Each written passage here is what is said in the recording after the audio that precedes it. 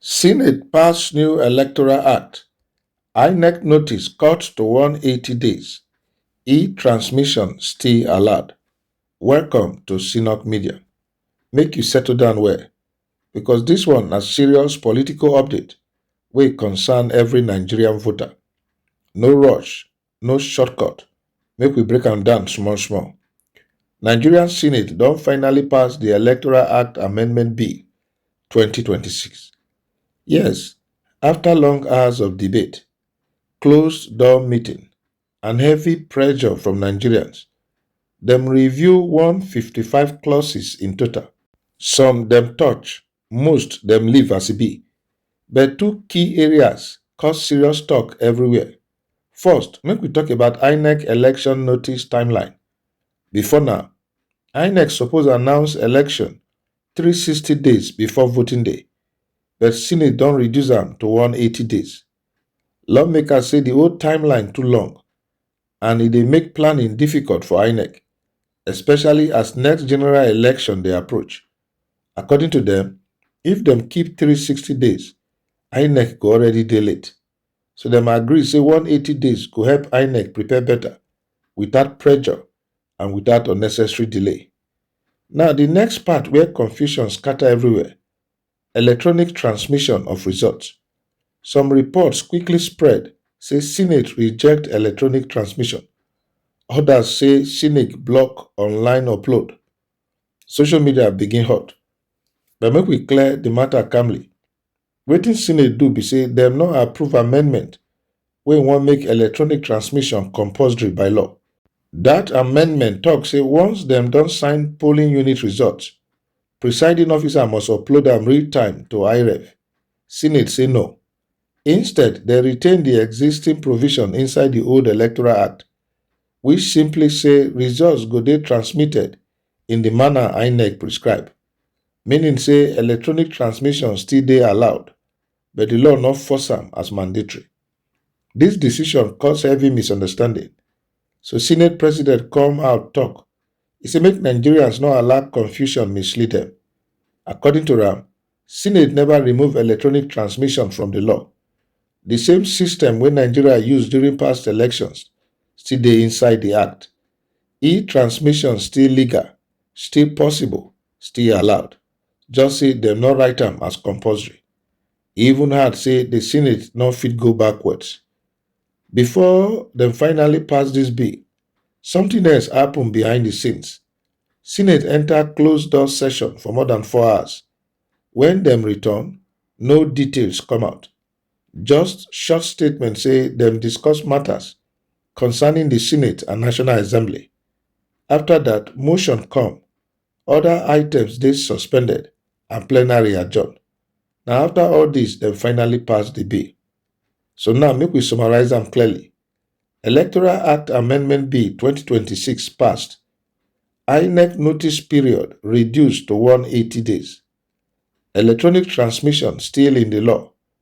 Mandatory real-time upload not approved. Why this one important? Because electronic transmission na one of the biggest trust issues since last elections. Civil society groups want am stronger. Opposition parties want clear law. Senate say INEC suppose get flexibility. For now, INEC still get power to decide how results go dey transmitted.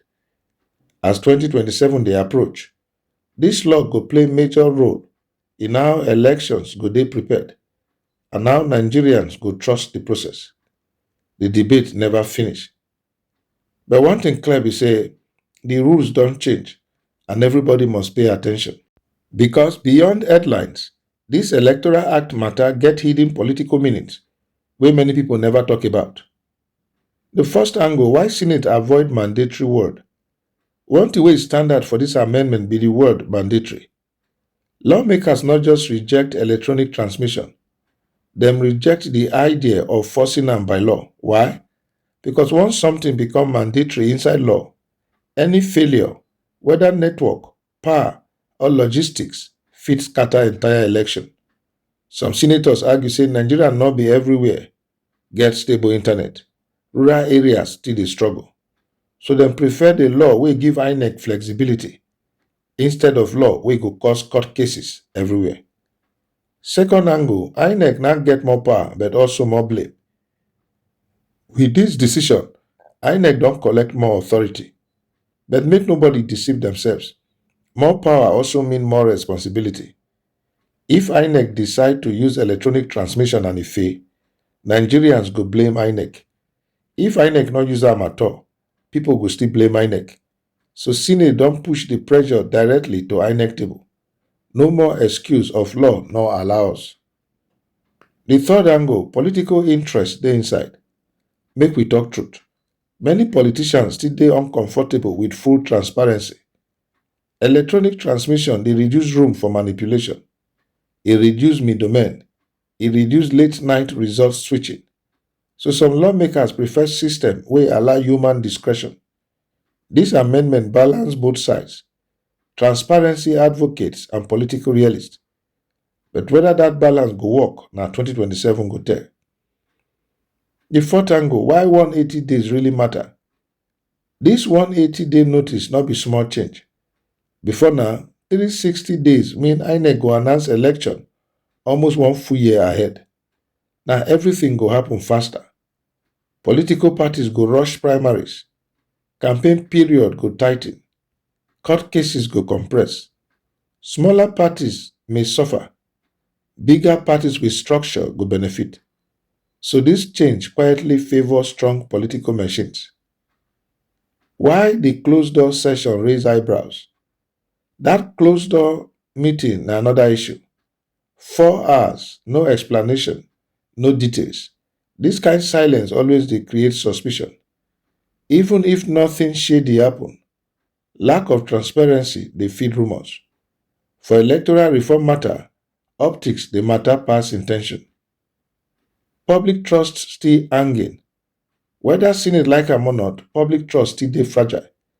Many Nigerians no dey argue law grammar. Dem dey ask simple question. My vote go count? Until that question get clear answer, every amendment go face resistance. Wetin civil society go do next? Civil society groups no go rest. Dem go push for clear INEC guidelines, public testing of transmission systems, early assurance before elections. The pressure no go finish. This law na battle line, not final victory. Whether dem admit am or not, everything wey Senate do now dey carry 2027 shadow. Every clause, every comma, every silence. Politicians dey calculate, INEC dey observe, Nigerians dey watch. So make nobody confuse you. This Electoral Act amendment not be simple paperwork. Na signal, na direction, na warning. INEC don get power. Politicians don protect themselves. Citizens must now stay alert. Because election integrity not the start on voting day. It dey start inside lawmaking rooms. As 2027 dey draw closer, one mistake fit cost millions of votes. One loophole fit change history. This na why we go continue to watch them, to break am down and to tell you as e be. No sugarcoating, no fear, no side. Na CenokMedia where Nigerian politics dey explain so everybody fit understand. Stay informed, stay sharp because democracy no dey sleep.